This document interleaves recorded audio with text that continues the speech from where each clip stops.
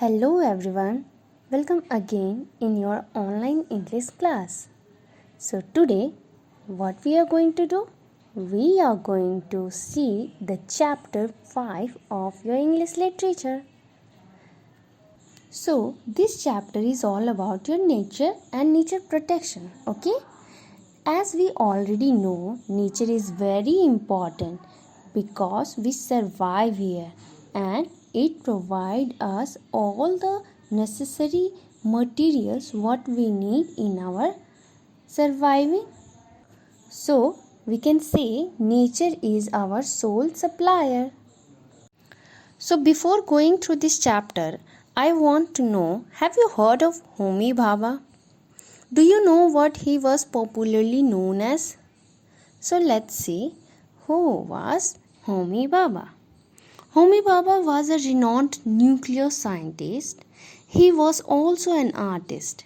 His painting can be found in very well-known art galleries around the world. He also enjoyed designing buildings, gardens, but most of all, he loved trees. Let's start the chapter. The world knows Dr. Homi Jahangir Bhabha as an exceptional scientist, but few know of his deep love for nature.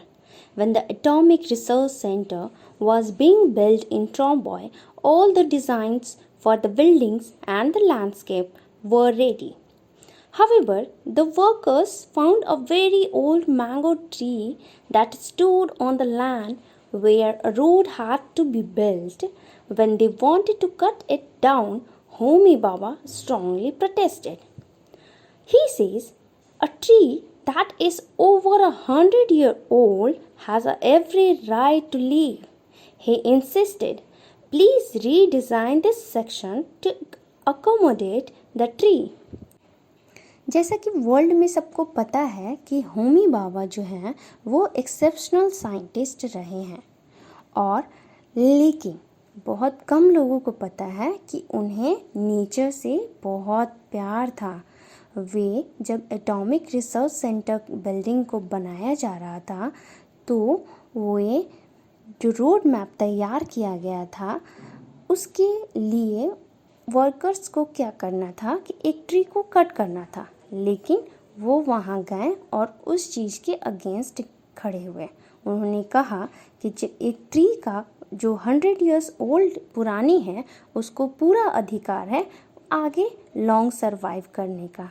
ठीक है, तो आप लोग ऐसा कीजिए कि tree को ऐसे ही इस प्लेस पे एकोमोडेट कीजिए कि मतलब डिज़ाइन भी बन जाए और इस ट्री को भी ना कटना पड़े। ठीक है, So, the tree still stands in Tromboy, a living monument to a rare human being. On another occasion, when Homi Bhabha was traveled to Tromboy, he saw some people cutting down a rain tree. He discovered that municipal corporation had sold the tree because a road was going to be built there.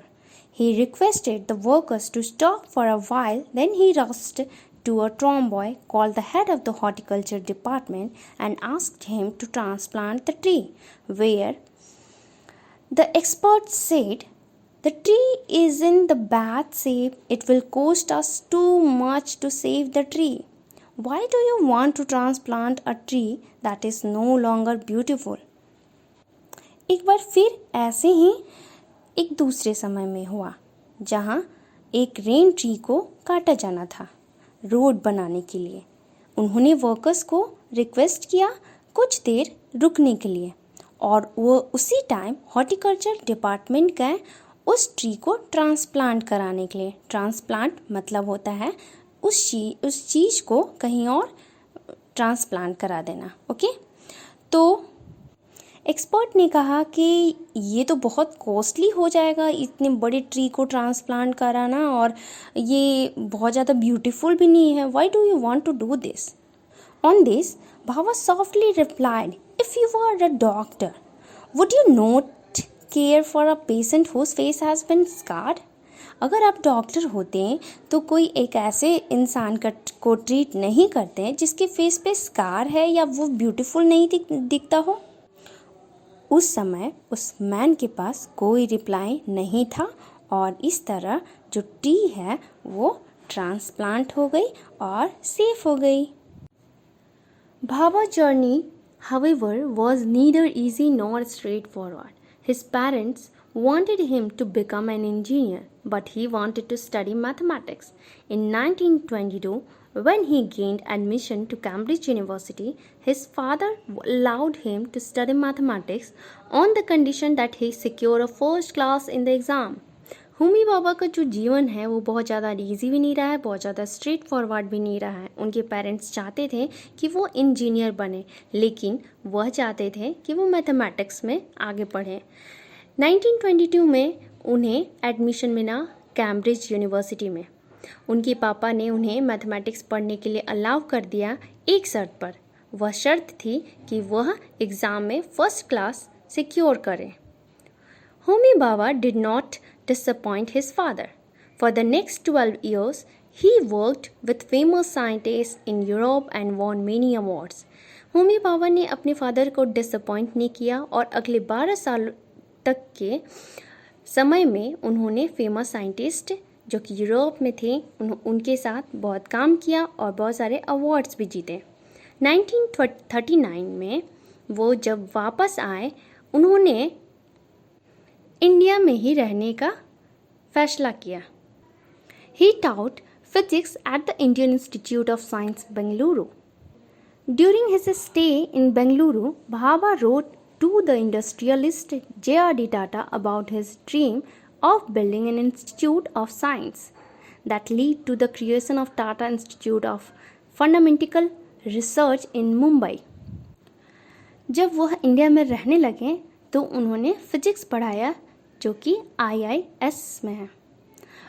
जब वो बेंगलुरु में रहते थे तो उन्होंने एक letter लिखा JRD Tata को अपने ड्रीम के बारे में, अपने इंस्टीट्यूट ऑफ साइंस के बारे में।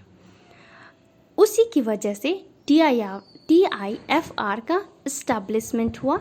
Like the great scientist, Bhabha believed that true power of science ले इन कंजर्विंग नॉट डिस्ट्रॉइंग नेचर।